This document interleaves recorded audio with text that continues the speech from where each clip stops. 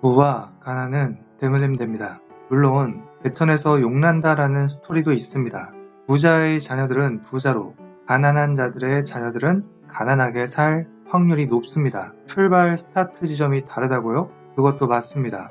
여기엔 중요한 이유가 있습니다. 바로 습관입니다. 가난한 습관도 상속되기 때문입니다.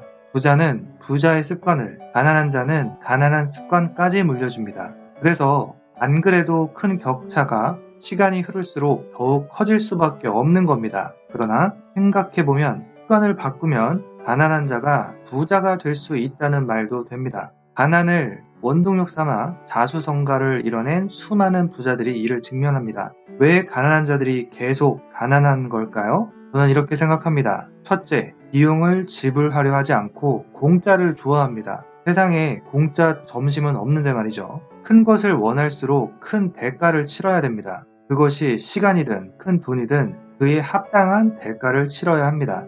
부자들은 부자가 되기 위해 투자 가치가 있는 것에 대한 변동성과 불확실성을 투철한 공부를 통해 유리한 확률이 있을 때만 투자하고 이를 견디는 능력을 어렸을 때부터 공부하고 몸에 체득합니다. 부자인 부모님이 하는 것을 보고 따라하는 것도 있고 부자 환경에서 제대로 공부한 경우도 있습니다. 그러나 가난한 자는 항상 허덕이고 여유가 없기 때문에 자녀에게도 돈을 모으거나 투자하는 방법을 가르칠 시간이나 금전적인 여유도 없습니다. 돈 공부가 전혀 안 되는 것이죠. 언제까지? 20살, 25살, 30살 넘도록?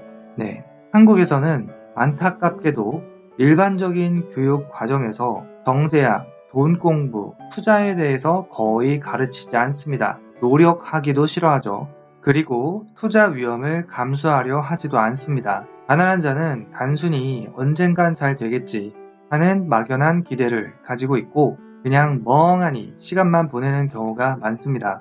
투자를 한다고 해도 제대로 공부한 적이 없어서 본인이 투자하는 것에 대해서 지식이 거의 없기 때문에 수익률이나 손익비, 투자 리스크에 대한 설명을 할 수가 없습니다. 노력도 안 하고 공부도 안 하는데 큰 수익을 얻거나 큰 성과를 기대하는 것은 도둑놈 심보입니다. 부자는 더 큰 부를 위한 수수료를 기꺼이 지불하는 반면 가난한 자는 수수료를 내기 싫어 날로 먹으려 합니다. 원하는 것이 있다면 그에 대한 대가를 기꺼이 지불하세요.